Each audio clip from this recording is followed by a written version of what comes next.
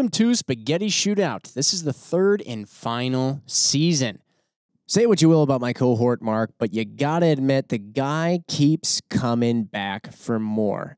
After many thorough beatdowns from Ryan Muckenhern, Mark is back once again to try and secure a W. Also going to want to stick around for this one. We've got a bit of a surprise right off the bat.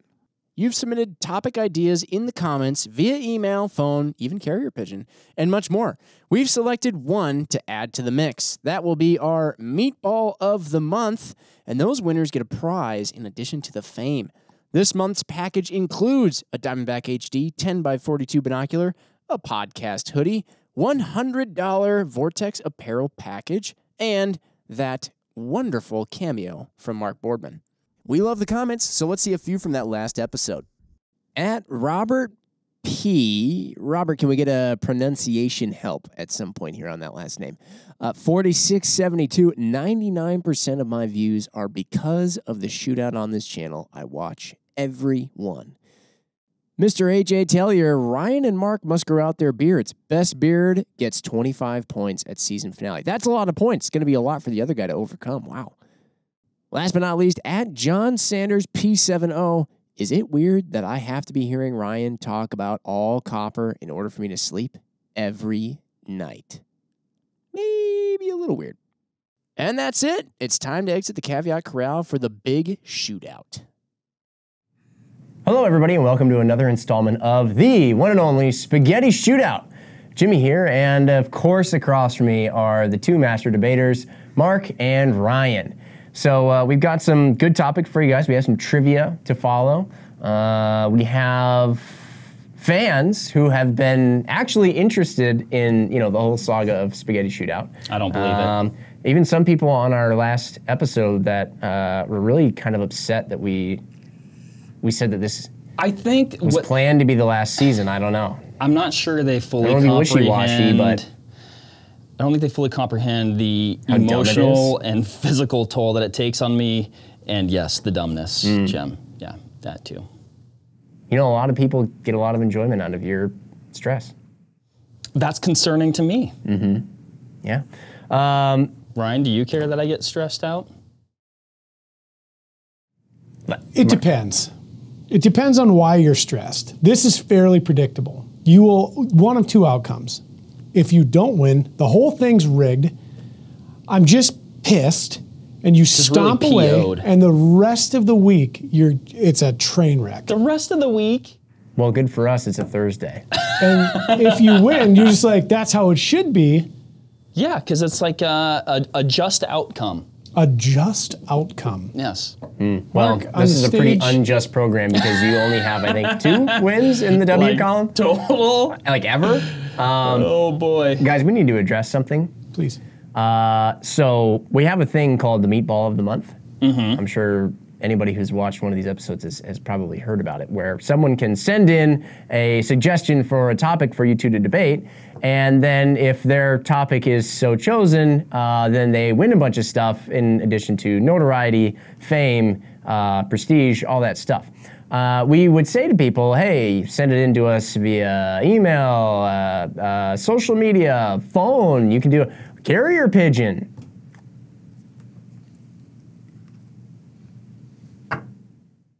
Unbelievable. No kidding. There it is. Yeah. So that is a carrier pigeon. It is. And it's one that we don't really have to keep caged. For those who are maybe not watching on YouTube. Grouse. Look at the beak on that one. This one comes from our friend Josiah Ashford of Ashford, Taxidermy. Scottsbluff. I'm going to hold on to that. Yeah, I know, because you're frequently in his home state. Rocking that 308. Scottsbluff, Nebraska. We've been there. It's good country. Yeah. So he says, I greatly enjoy listening to your podcast whilst working in the shop. I'm always learning about something new. That's great. Please find my meatball suggestion via the carrier pigeon. Please excuse his mangy appearance, as this is due to the fact he was hit by a vehicle and found on the side of the road. Taxidermized by Josiah Ashford. Okay, so this is a bonus meatball. I actually think that this maybe arrived like last week or something like that. I didn't get to it until today, actually, which is convenient. I haven't even looked at the message. I'm going to say something. There are podcast studio props, and there are podcast studio props. This is absolutely incredible. I don't think Josiah, thank you. Oh man, look at that! It's even. He's just carrying it. My pocket knife is on the floor of my garage. Currently, I forgot to put it back in my pocket. Could I? Freshly sharpened. Really? Yeah, on the old Tormek master grind. Careful. Wow. Delicate operation here. Was this a frame lock? Big frame lock guy, huh? What is this? I'm gonna. So we're just gonna go with this. Everybody behind the fourth wall is scratching their heads as to like why are they already off script so far. But this is just a bonus question. Josiah, we're gonna get you some goodies for sending us such a great goodie. This will of course live on. Oh, here we go. We're gonna have Ryan start because you won last time. EDC, Glocker 1911. Round count and reliability, or the greatest patent holder's gift to mankind. Oh, look, he even provided a little color commentary. So, EDC, Glocker 1911. Ryan, please go. My answer to this one is pretty definitive. It's a Glock. I've been a Glock fanboy for a long time. I became a Glock certified armor many years ago. Used to retail Glocks. Absolutely fell in love with the simplicity of the system. And, pardon me, one of the kind of drawing attributes to that platform is actually its capacity. Now, the 1911, its derivatives, phenomenal weapon system, obviously 2 world wars. And then continuing on, we had the great podcast with Adam Maxwell, the 1911 historian that we employ here. But capacity is extremely important in everyday carry. We don't often think about how many rounds it will take to neutralize a threat. Let us not gamble on a single stack holding only 8, maybe 10 rounds if you have a 9mm variant. That and the Glock. No levers, no switches, just a trigger, ready to rock. Glock, safe action pistols. That was kind of a nice little catchphrase there at the end. Mark? Jim, a lot of samesies over here. I mean, do I think the 1911 is an absolutely phenomenal pistol with you can't deny its history, you can't deny its longevity. I mean, my lord, this thing is, how many years old? Let's see, 2024 minus 1,900. It's lots of years old, like Ryan said, 2 world wars. It was in action, I think, for more than 80 years in the military. Am I the only We're one still who knows making 113? more models today. Like, they just still come out because it's still good. That said, as a carry pistol, I'm going with the Glock 19. That is the pistol that I have. It's the pistol that I'm familiar with. I like the capacity. I like the size. It's not too big. It's not too small. It's just right, and it works every time. Okay. Here we go. I'm going to put you at 10, and Ryan's at 11. You both basically gave the same answer, but you screwed up the math. I do suggest, I'm no math magician, Jim. I do suggest to anybody who's interested in pistols, or even if you're not, listen to that podcast we did with Adam, because it was just fantastic. Mm-hmm. It was a good one. He knows a lot. Knows a lot of stuff. Okay, so there's our bonus round. Once again, I'm kind of worried about maybe the Pandora's box that we've just opened up. I don't know what other sorts of roadkill we'll be receiving, but this one, it fits great in the studio. And honestly, I mean, considering this thing was hit by a car, like, came out. It's in pretty good shape. Yeah, very really. delicate work, the taxidermization of small birds. Right? The old pigeon-flavored meatball, Jim. Yeah. Like you said, what has that next week? Human hand! Oh, yeah, okay, yeah, we're gonna have a problem. I got dark quick. Spaghetti Shootout would definitely... I don't know, I just thought of like what would be kind of like the most frightening thing, and that's what... You went right to it. It wasn't even like the severed cow head in our bed first. It was just human hand. Okay, so... nobody wants either of those things. Let's go on to what is officially going to be known as topic 1 here. Mark, you're going to get to start because we had that bonus. So, 6.5 Creedmoor or 6.5 Need More? I should clarify. The 6.5 Need More is not officially a Sammy Spect cartridge at this point. That means, do you like it or do you feel it is inadequate? This is, of course, a topic that I don't think will ever come to rest as long as the 6.5 Creedmoor exists. Mark, please begin. Jim, there's a constituent of people that love to hate on the 6.5 Creedmoor. They don't have one. The 6.5 Creedmoor is an absolutely phenomenal cartridge. Let's look at the grain weights. Let's just analyze the grain weights. Oh, 120 to 143. That parallels a lot of very popular big game cartridges. Oh, let's look at average velocity bands. 2650 to 2850. Okay, that parallels a lot of very popular cartridges. Oh, let's look at its attributes. Oh, it's gentle to shoot. You can get, speaking of bullets, you can get any bullet you want factory loaded in it. I mean, it is incredibly popular. It's a great long range cartridge. It's great to practice with. And as my good friend Ryan likes to say, the rifle you shoot regular and often is often the best one to use. Wow. Do you got those little earrings that they feed you the answer in your question? Because no, Mark, little pearl earrings. I've known gives it you to me. a long time. She's over there. And I would have to say, I own 4 6.5 I'm actually Creedmoors. looking, is there a that's fine. teleprompter behind I'm me? willing to run my clock out and say, my God, that sounded rehearsed.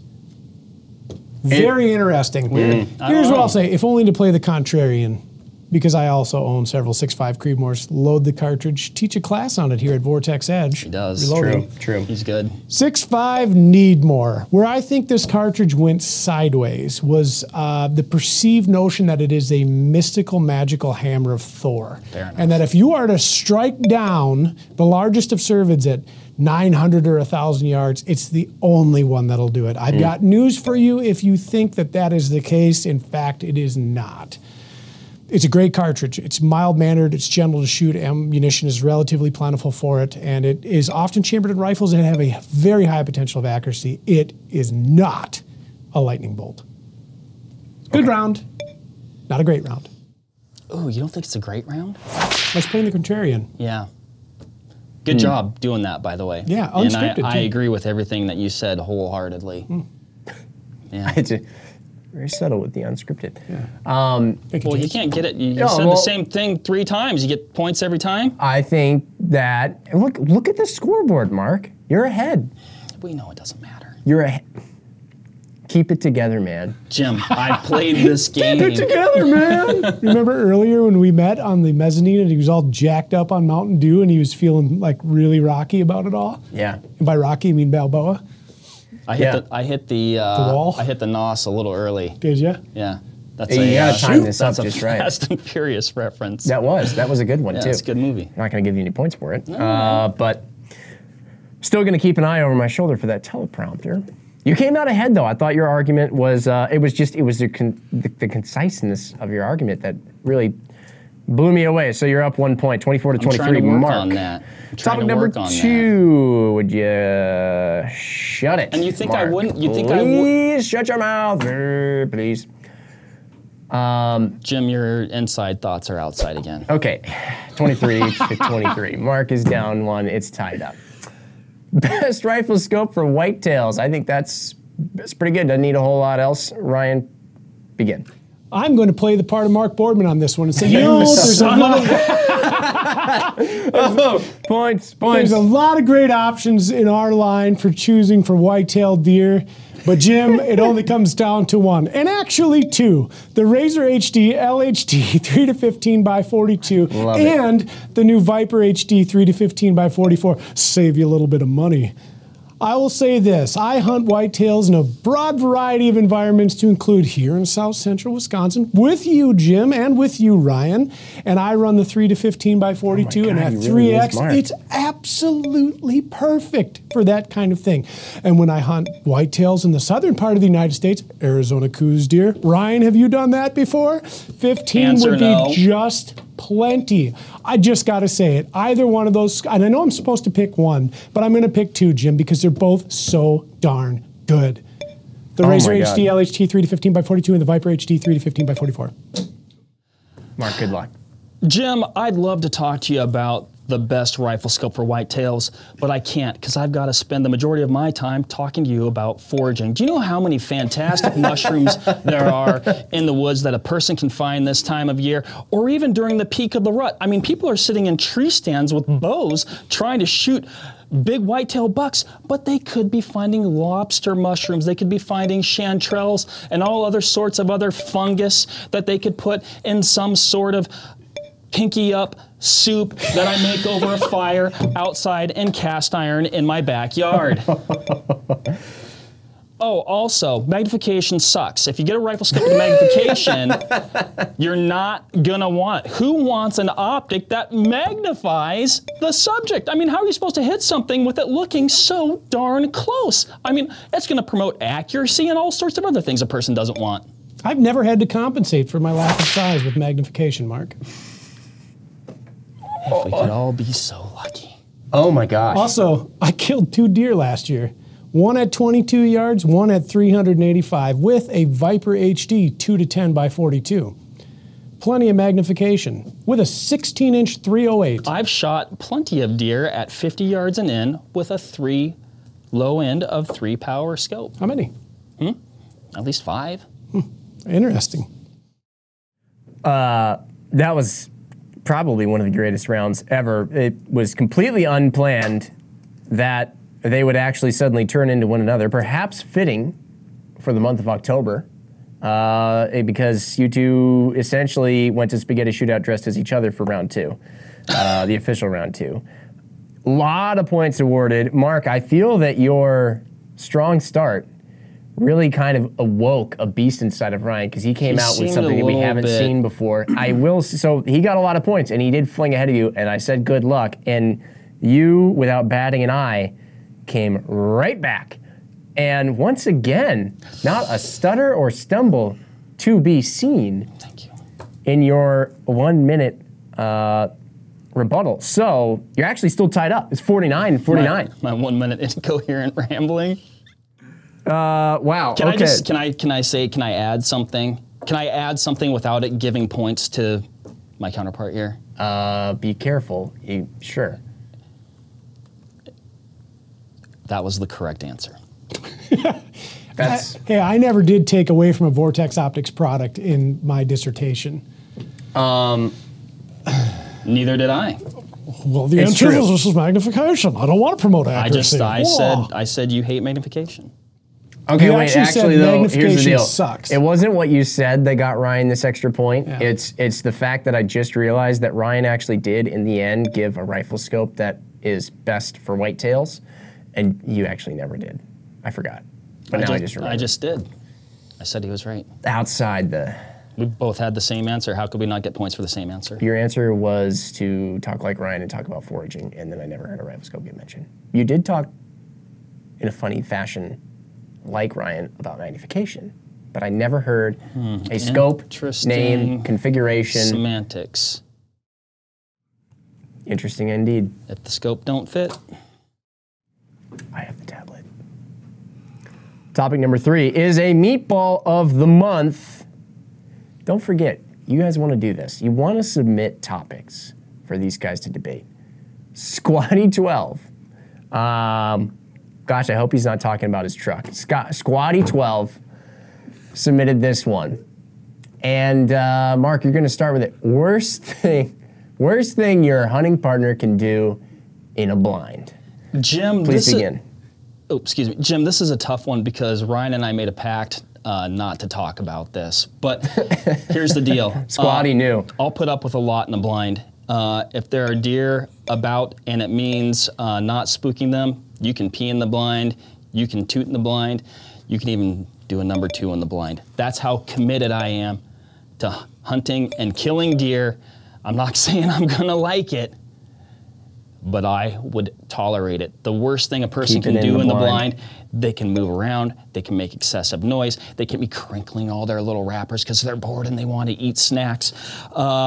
They can, and talking. Hey, we're not here to talk, we're not here to socialize, we are here to hunt deer. Stop it. Okay. Having shared a blind with Mark Boardman at negative 27 degrees ambient temperature, I can confirm he will do all 3 of those things he listed inside of an Ameristep doghouse blind, which is a one-man blind, but we put 2 guys in it. We prove them wrong. You know, the biggest thing for me is constant and chronic complaining. It's cold. It's windy. There's no deer. That blue jay's making a lot of noise. the constant complaining within the confines of the blind, your micro ecosystem there that you're trying to share a primal space with another person, I've got no time for it. Mark had also mentioned a lot of other things that were very relevant too. I shall not name this person. We'll say his name rhymes with Pete. In a deer blind, reaching into an oversized bag and pulling out what I can only describe as a Mylar wrapped ball of the crunchiest popcorn on the planet and manipulating the bag for up to and including 1 hour of time. Wow. Question. Please. Time's up. Yeah. At no point did you reach a level of boiling frustration that you requested, can you please stop? I did this. We need to, with that eye and face inflection. It's a good face. And it was, oh man, sorry about that. Oh, I was gonna ask who, if I knew who it was, and now I do know that I know who it was. Very good answers. Yeah. Very good answers, I thought. Mark was committed. I do have to say, like, it was uncomfortable. I will say, hey, Mark, you know, be the buffalo and all that stuff. Like, I've seen you have direct, candid confrontation with people with whom you've had an issue in the field with their noise. I've seen it. I've been there. I take these things very seriously. A couple times. It was not you. Arizona. Coos deer hunting. The Jim, horn. we can't honk the horn. Need I remind everyone, the reason that I honked the horn was because I had a massive pack on my back that I was already ready to go with, and Mark would not leave despite having everything ready. The only thing he was missing was his ball cap. Waiting on Mark as usual.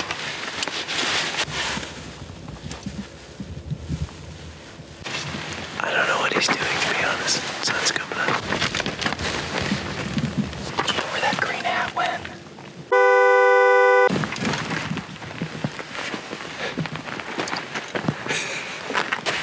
I'm trying to find Mark's hat.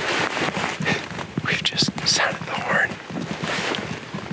Which, when you're trying to be quiet, is kind of the last thing you want to do. We've let the deer know that we're here. But, can't find my green hat, which is kind of a bummer because I hate wearing black hats when I'm hunting. They stand out, but for the Sunday, I think I'll go with it if I have to. I'll throw my hood over the top. Jim, how can you honking the horn be my fault? It was. Would never have happened. Would never had to go back in the car had it not been for your ball cap. Oh, no. I have my black ball cap, but I need to wear my green one because it blends in more with the flora and fauna. Look, I get that you're embarrassed that you honked the horn. Dude, you are playing with fire. Topic number 4. It's absolute gray light. You boys ready for topic number 4? That's a good look for you. It is a good look for me, I know. I am an 80-year-old widow with 40 acres that you want to hunt whitetails on. Convince me to let you hunt my property. Please begin. Hello, miss. How are you? My name is Ryan. It's nice to meet you. You know, you bear a striking resemblance to somebody I can't quite put my finger on. Looking at that hair color and your age, I'd say you were probably a redhead when it wasn't white. And you know what? I got a thing for redheads. I already called the cops. Give him a point.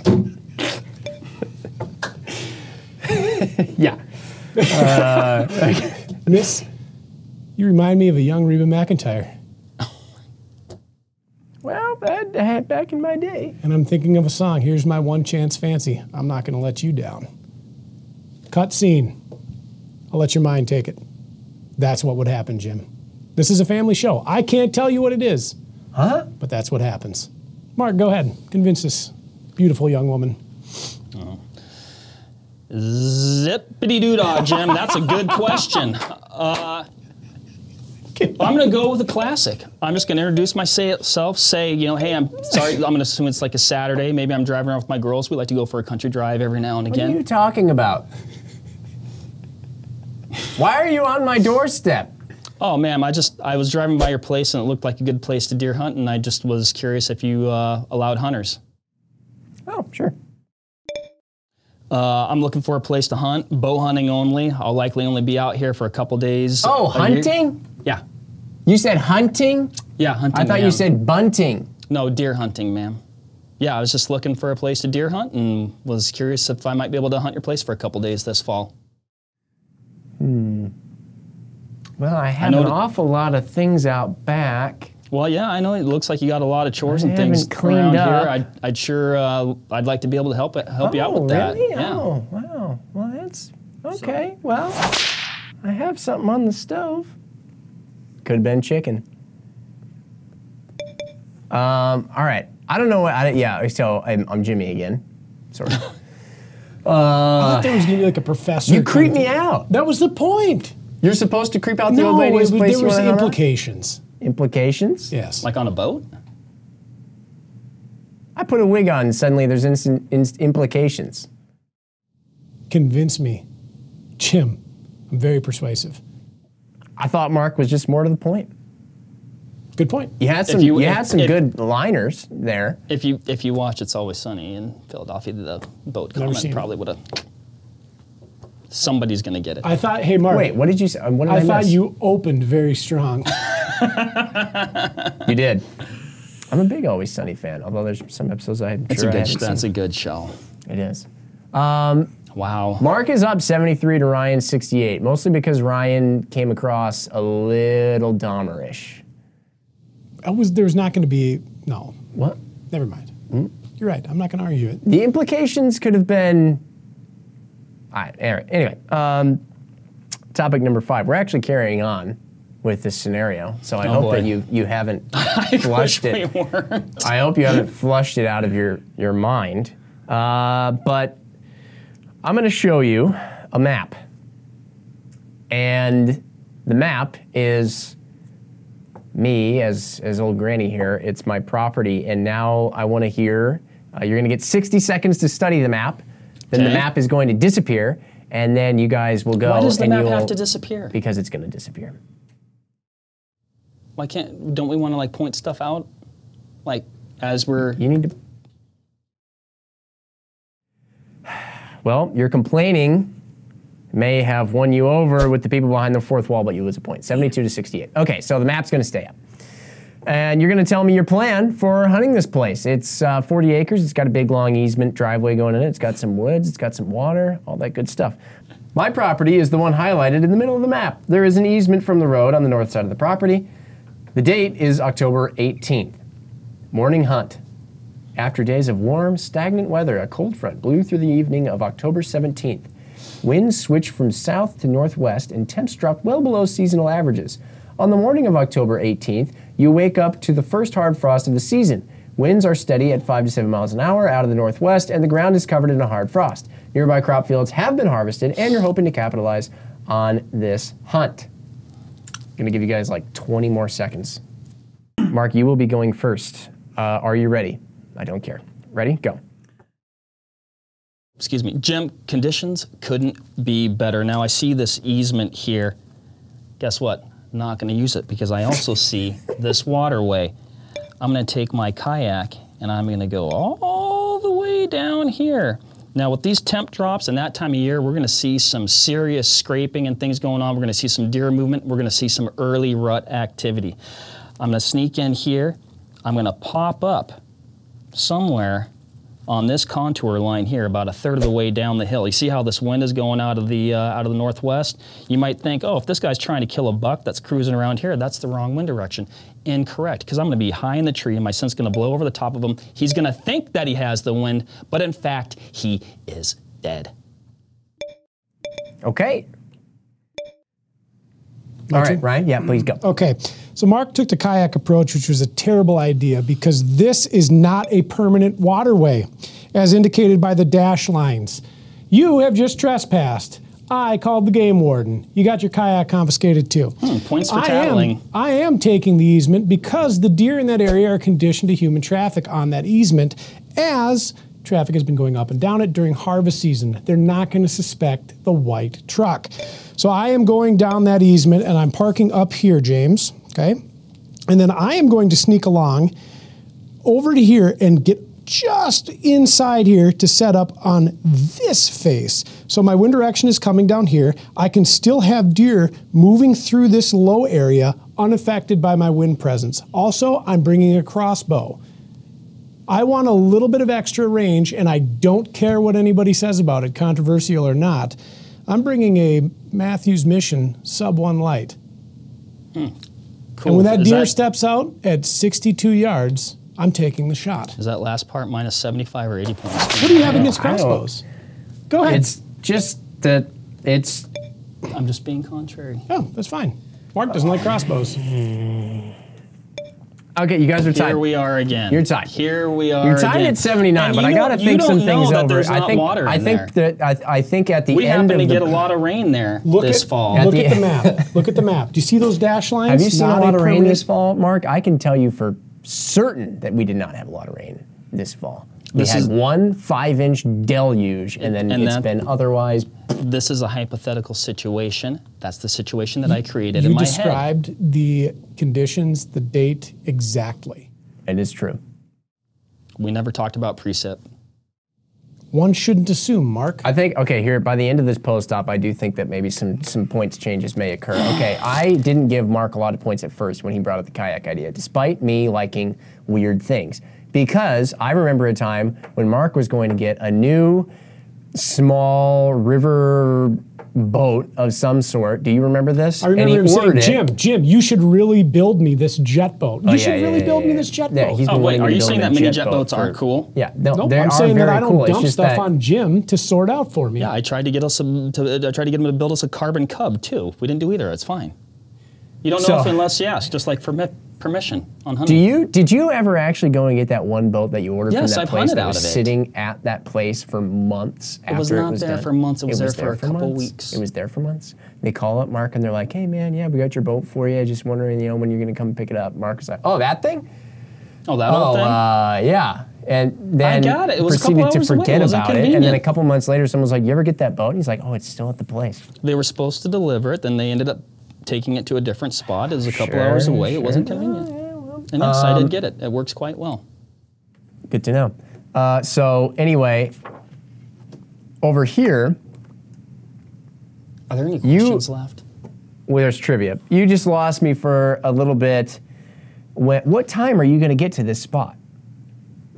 You know, that's a good point, Jim. That's going to be a hike and a half. I believe we said it was going to be a morning hunt. Yeah, morning. Yeah. So I'm slipping in under the definite cover of darkness. Oh, I mean, you got to get here because especially with all this thick, dense Based on- woods, and then you Yeah. have. Well, no, and because it's A morning hunt, waterway. Jim, after he blows absolutely every single deer out on the property, by the end of the day, they might filter back in.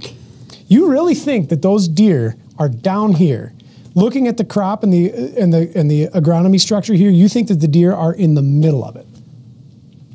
You don't think that if I go in there in the morning, they're still out feeding on the edges? I mean, not when you just go traipsing around everything like that, having your wind blow into all the bedding. I'm No. not the one taking Look at where the wind is coming from, Mark. I'm not the one taking a Royal X or plastic kayak Did down Ryan just get a point? down a transient waterway. Dude, first of all, I've rode my boat with you in it. That was a lovely day. It was a lovely day. I'm going to say just one thing. A lot of banging around there on the inside of that boat. Guaranteed, if you're going down what would likely be the equivalent of a garden hose left on with a downhill slope of water. You don't know that. I don't know. Looking at the map. You don't know that. Whatever. Here's the deal. I brought a crossbow. 62 yards, it doesn't matter. Ah, Dead. that's right. It's the crossbow thing. Yeah. That's what No, keeps throwing me I'm- off. I just didn't anticipate that. Unashamed. It's a legal means to take. And you know what? They're a pain in the butt to hunt with. Where are you hunting again? You're going to take a crossbow through all the... Okay, you're back to tied. Okay, let's do trivia. This is where we're really going to find out what's what. Tied up at 80. If you get it right, you get 3 points. If you get it wrong, you lose 2. So there is a penalty for getting it wrong. That is not a legal means of hovering. It's not a legal means of take. Take. Trivia number 1. Odocoileus is hold on, let me just Odocoileus virginianus is the scientific name for what? White-tailed deer. He's correct. I didn't know we were starting. What do you mean you didn't know we were starting? I was waiting for you to read the question, and then I didn't know it was already on the screen. What part of all of everything leading up to us starting led you to believe that we might not be starting? You displayed 3 points for Ryan. The question before. Now I know. Honestly, we're know for certain. We're promoting literacy. You're at you need to get the next two right. You need to just hit that button. I knew the answer to that. You need to just hit the button, regardless of what. You need to get the next two right. Trivia question number 2. If you are a fast reader and can read faster than I can speak, please hit the button. There you go. All right, Mark.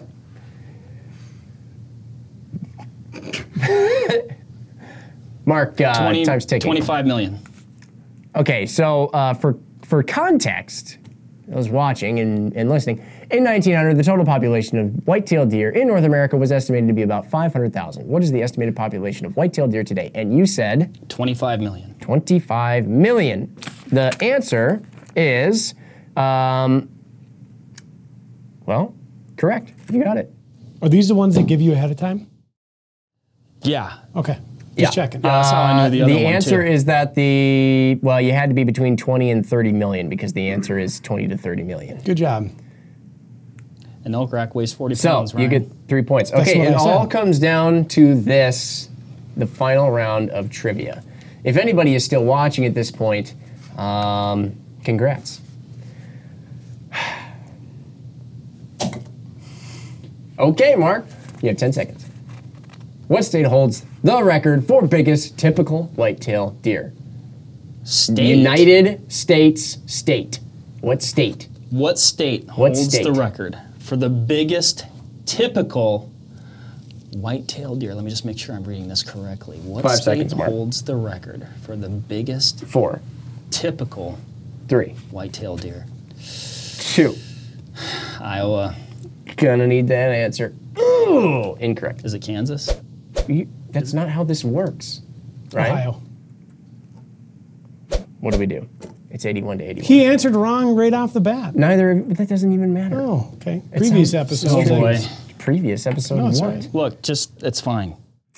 The answer was Indiana. I was. No kidding, huh? No kidding. I think I knew that at one point No in time. kidding. We tried to get a booner turkey there one time.